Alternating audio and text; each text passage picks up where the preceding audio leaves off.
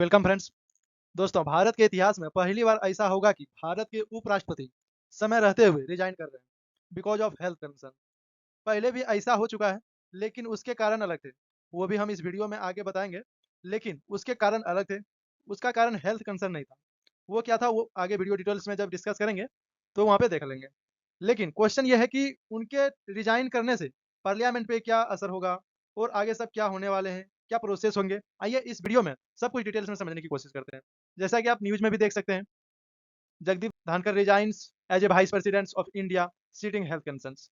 जैसा कि मैंने बताया, इसके रिजाइन करने का कारण हेल्थ कंसर्न ही मेन रीजन था। तो पहले तो हम ये जानने की कोशिश करते हैं कि ये जगदीप धनखड़ है कौन। जैसा कि आप सबको पता है, ये 14th vice president of India है। Ex officio chairman of Rajya Sabha, आप लोग को सबको पता है, जो उपराष्ट्रपति होते हैं वो राज्यसभा के चेयरपर्सन होते हैं। उसे इंडिया में अपर हाउस भी बोला जाता है, उसको लोअर हाउस लोकसभा को बोला जाता है। The second highest constitutional authority in India after the president. राष्ट्रपति के बाद दूसरा अगर कोई हाईएस्ट अथॉरिटिकल पर्सन होता है तो वाइस प्रेसिडेंट ही होते हैं।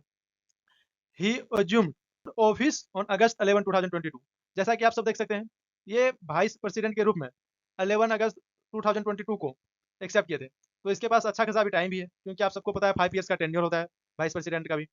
तो बट हेल्थ कंसर्न हो गए, तो वो शायद सर्वाइव नहीं कर पा रहे हैं उस चीज़ को। तो मेडिकल लीव चाहिए थोड़ा बहुत, तो इस वजह से वो रिजाइन दे दिए। तो इसको एक्चुअली इंडिया गवर्नमेंट ने सपोर्ट किया था। तो उसके पहले ये भी गवर्नर ऑफ वेस्ट बंगाल रह चुके हैं, ये senior advocate of supreme court रह चुके हैं, ये former union minister of states रह चुके हैं, member of parliament Rajya Sabha assembly रह चुके हैं। एक्चुअली हुआ क्या, हुआ ये कि 21 जुलाई 2025 को Jagdeep Dhankhar resigns from officio of vice president of India sitting serious.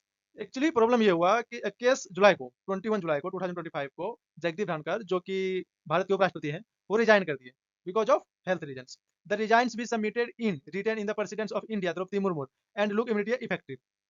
वो आप सबको पता है, जब वाइस प्रेसिडेंट रिजाइन करते हैं तो वो प्रेसिडेंट को लेटर लिखते हैं, वो भी रिटर्न में, और उस पर इमीडिएट एक्शन भी लिया जाता है। ही इन्वोक्ड आर्टिकल 67 ए। तो आगे हम जानने की कोशिश करेंगे कि इस आर्टिकल का मीनिंग क्या होता है। As we know, like what is article 67 A. He vice president may resign his office by return under his hat addressed to the president. This meanings, इस आर्टिकल में मीनिंग इसका ये होता है कि इस आर्टिकल के थ्रू वाइस प्रेसिडेंट रिजाइन कर सकते हैं। The resign must be voluntary return and submitted directly to the president. ये नहीं होना चाहिए किसी के प्रेशर में रिजाइन दे रहे हैं, या कुछ स्वतंत्र रूप से रिजाइन दे सकते हैं, वो भी प्रेसिडेंट के हाथ में डायरेक्टली इन रिटर्न वे में। Because effective immediately upon submission. जैसे ही प्रेसिडेंट के हाथ में देंगे तो उसके ऊपर तुरंत इमीडिएट एक्शन लिया जाता है और उस लेटर को एक्सेप्ट किया जाता है। जैसा कि आप सब, एक ऑफिशियल लेटर लिखा जाता है वाइस प्रेसिडेंट के रूप में और इसे एक्सेप्ट किया जाता है वाइस प्रेसिडेंट के द्वारा। एक्चुअली ये पहली बार नहीं हुआ है, इसके पहले भी 2 बार हो चुका है। ये थर्ड टाइम है। जैसे ही third vice president to resign before completing his term. ये बिना टेन्योर पूरा किए हुए ये थर्ड प्रेसिडेंट्स हैं जो कि रिजाइन दे रहे हैं। बट इसके पहले क्या हुए थे, जैसे earlier V V Giri separated down the vice presidents in July 1969 to contest into the president's election following the death। Actually ये हुआ था कि जाकिर हुसैन के डेथ होने पे वो रिजाइन देके वाइस प्रेसिडेंट इलेक्शन लड़ गए थे। और सेकंड टाइम में क्या हुआ था, R Venkataraman resign as vice president in July 1987 after the beginning elected president. वो प्रेसिडेंट के रूप में जीते तो ये वाइस प्रेसिडेंट का रिजाइन दे दिए। इम्पैक्ट क्या होगा इंडियन पार्लियामेंट में एज ए वाइस प्रेसिडेंट। आप सबको पता है, चेयरपर्सन ऑफ राज्यसभा होते हैं, which is the deputy chairman Rajya Sabha currently जो होते हैं वो संभाल रहे हैं हरिवंश हरिवंश नारायण सिंह संभाल रहे हैं वो अभी right now. However the constitutional post of vice president remains up unoccupied until एक successor is elected। ओके, ऐसा है नहीं, कॉन्स्टिट्यूशन में ऐसा मेंशन नहीं है कि अगर वाइस प्रेसिडेंट नहीं रहे तो उसके जगह पे कोई ले सकते हैं। बट जैसा कि आप सबको पता है, ऐसा कॉन्स्टिट्यूशन में मेंशन है कि अगर वाइस प्रेसिडेंट कहीं, अगर प्रेसिडेंट कहीं चले गए या किसी रीजन बस उसका सीट वैकेंट हो गए तो उसके जगह पे वाइस प्रेसिडेंट काम कर सकता है। बट ऐसा कॉन्स्टिट्यूशन में कहीं पे मेंशन नहीं है कि अगर वाइस प्रेसिडेंट को कुछ हो जाता है, उसकी किसी वजह से अगर सीट वैकेंट हो जाती है, तो वहाँ पे उसके जगह पे कोई दूसरा सीट नहीं ले सकते, वो प्रॉपर इलेक्शन ही होंगे।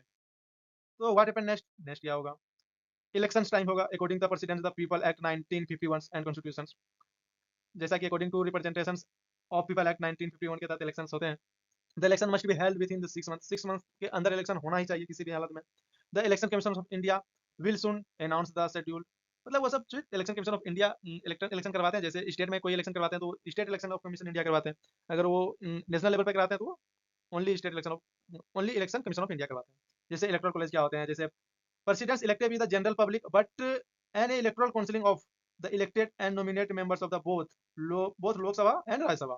जैसा कि आप सबको पता है कि प्रेसिडेंट का अगर इलेक्शन हुआ तो उसमें से स्टेट लेजिस्लेटिव मेंबर भी चले जाते हैं, बट वाइस प्रेसिडेंट में सिर्फ राज्यसभा का मेंबर और लोकसभा का इलेक्टेड मेंबर ही जा सकते हैं वोट देने के लिए। एलिजिबिलिटी क्या होनी चाहिए प्रेसिडेंट की, जैसे must be citizen of India, at least 35 years old, qualified with Rajya Sabha members, must not to hold to any office of profit। वो किसी भी गवर्नमेंट जॉब में नहीं होना चाहिए या किसी भी तरह का प्रॉफिट अचीव नहीं करना चाहिए।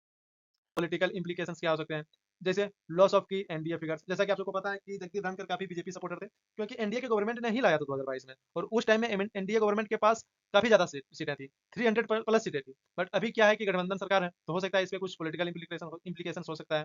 तो अपकमिंग पॉलिटिकल कॉन्टेस्ट क्या हो सकता है, the vice president elected could be the become the platform of the opposition versus India contest भी हो सकता है।